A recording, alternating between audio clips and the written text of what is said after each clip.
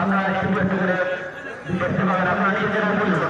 উনি আসছে একটা মডেল করে নিয়ে আসবো